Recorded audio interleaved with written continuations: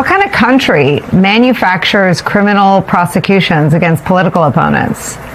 What kind of leader repels prosecutors and investigators who hunt down terrorists and adversaries of the United States of America?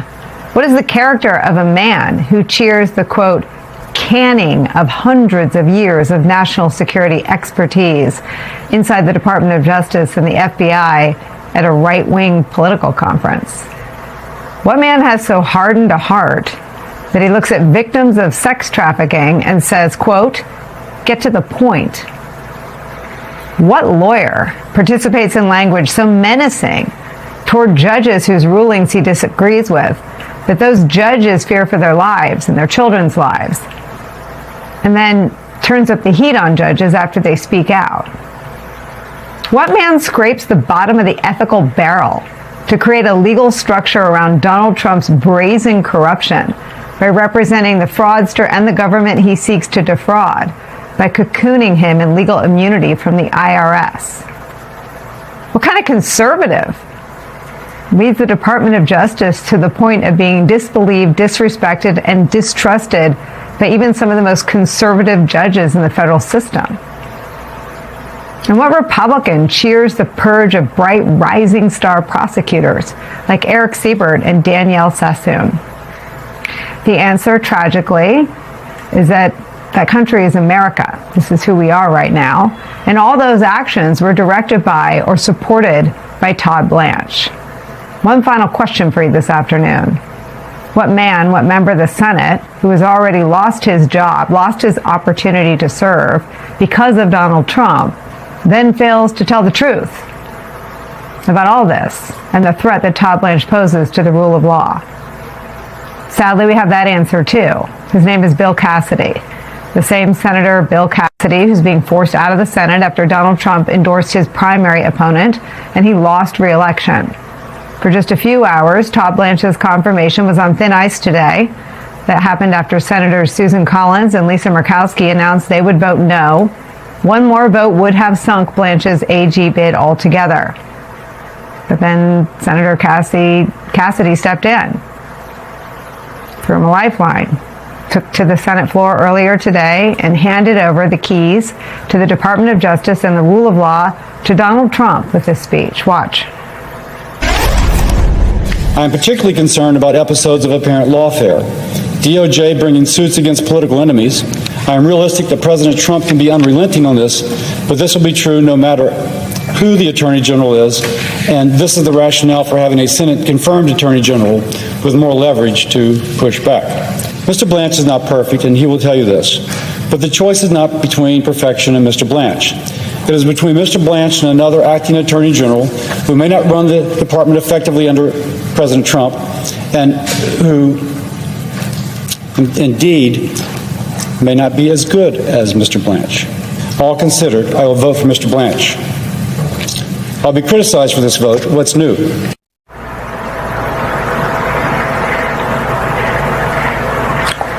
What are we even talking about? Quote, more leverage to push back? To say that about Todd Blanche, who has done everything in his power, things that Pam Bondi wouldn't even do, to reshape the Department of Justice, basically take the justice out of the Department of, in Donald Trump's image. Before Senator Cassidy delivered that speech, which made Todd Blanche the Attorney General, survivors of Jeffrey Epstein's abuse sought a meeting with Cassidy, writing this, quote, to Senator Cassidy, you have a record of standing with survivors of human trafficking and sexual assault. A vote to confirm Todd Blanche would be a vote against those survivors. We hope you will meet with us today and urge you to vote no on Todd Blanche's confirmation. The request was ignored. Senate Republicans rubber stamping the Attorney General confirmation of a man who's already done everything in his power to end DOJ's independence is where we begin today with Democratic Senator Adam Schiff of California. Senator, where do we go from here? Well, I sadly think that it's likely now Blanche has the votes. I was deeply disappointed to hear those comments you just aired from one of my colleagues. When you go through a litany of the reasons why somebody shouldn't be confirmed, the fact that they have abused the Department of Justice to go after the president's enemies, the incredibly not just botched but wrongful handling of the investigation into Epstein and his victims, the cover-up of some of those materials on the one hand, on the other hand, pushing out materials that expose the victims to being victimized again by publishing their names, their photographs, this slush fund he tried to set up. You go through this long litany of abuses by the Attorney General, and you could have one of two reactions. One is to say, this person should not be the Attorney General, and we're going to oppose him, and we're going to demand the president send us someone better. Or the other is to say, nonetheless, I'm going to support him because the president might send us somebody worse. It only makes sense, I think, to defeat someone like Todd Blanche and insist on something better, insist on someone who will not go along with these collusive settlements, who won't continue to act like the president's criminal defense lawyer. And Nicolle, I think you're absolutely right when you said that whether he is confirmed or is an acting, even if he's confirmed, the moment he does something the president doesn't like, the president is more than willing to just fire him. So I think that doesn't give the public any greater protection. I had the Judge Esther Salas and Judge Jack McConnell on yesterday about the vitriol being directed at federal judges in the judiciary from Donald Trump, from the general counsel at the Department of Homeland Security, who has a list called, quote, the worst of the worst about judges, and from Todd Blanche himself. Let me show you what Judge Jack McConnell said yesterday. What we're seeing right now is out of the executive branch, it appears to be an attempt to delegitimize the courts, and they're doing that through trying to delegitimize judges. The Deputy Attorney General, soon potentially to be the Attorney General, said we're at war with the courts, and he called people to action on it.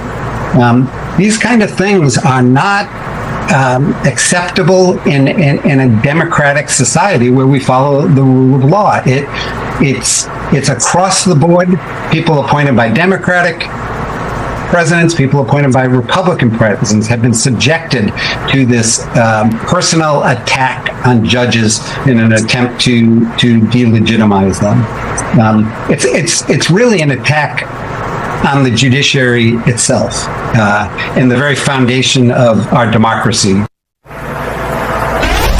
Senator, if Democrats retake control of the Senate in the fall, what could you do to hold, in the judge's words there, quote, the executive accountable for what judges themselves say is a clear attempt to, quote, delegitimize the rule of law in America? Well, I think the judge is absolutely right about what we're seeing go on, and it is more broad than just the judiciary. We see the president attack the press when the press reports in a way that he doesn't like. Those are enemies of the people, and likewise, any branch of government, including the judiciary, that stands up to the president. And frankly, the judiciary has been the savior, at least the lower courts, during these tumultuous past 2 years. So many of the president's illegal actions have been shut down by judges appointed by both Democratic presidents and Republican presidents. That's been a rare bright side in terms of our democracy.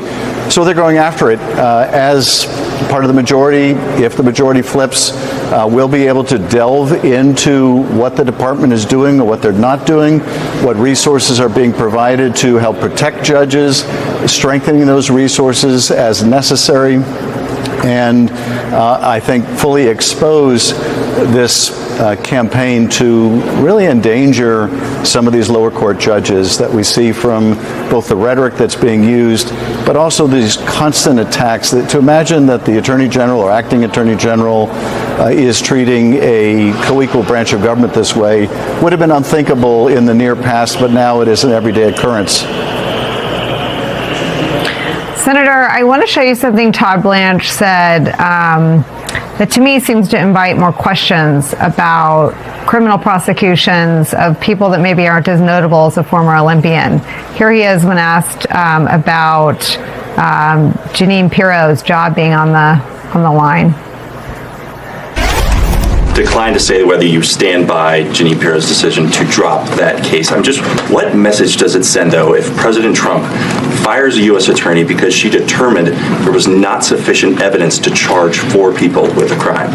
Did he fire her? I mean, what message would it send us if hypothetically, if the president chose to fire a United States attorney, it turns out he's allowed to do that because he's the president of the United States. I mean, no one was asking him that question. So back to your point about the press, it's a lack of good faith, transparency from that podium. But we know they don't care about the press. What does it say to you, though, that this is a case around which there's friction, and that the now likely to be confirmed Attorney General is not standing on the side of the extremely political actor who simply drew a line the way Bill Barr did after Donald Trump lost at this extraordinary play? She simply seemingly refused to manufacture evidence against someone who didn't do what Donald Trump said he did, which was to vandalize the reflecting pool, which instead was destroyed by a crappy contractor who Donald Trump hired in a no-bid contract. What does it say that the Attorney General won't defend his employee who seemingly refused to manufacture evidence? Well, it's so startling when I hear Blanche say something like that. Turns out the president has a right to do that. What he's basically saying is the president has a right to fire a prosecutor who won't bring an illegitimate case that he wants brought. This is part and parcel with Blanche saying that the president has both a right and a duty to go after his enemies. I listen to statements like that, which are unthinkable for any legitimate prosecutor, and I wonder what happened to the Todd Blanche who was once a respected prosecutor in the Southern District of New York, because he's now unrecognizable. I also feel a sense, and maybe you too, Nicolle, of utter vertigo when Jeanine Pirro is now the voice of reason. What world are we living in? How did that happen? But you know that you're in some totally upside down world when she is saying, well, we need to dismiss this case because turns out we don't have any evidence. But this is Blanche, and this is why it's so appalling that he may get confirmed today. This is somebody willing to say the president is more than his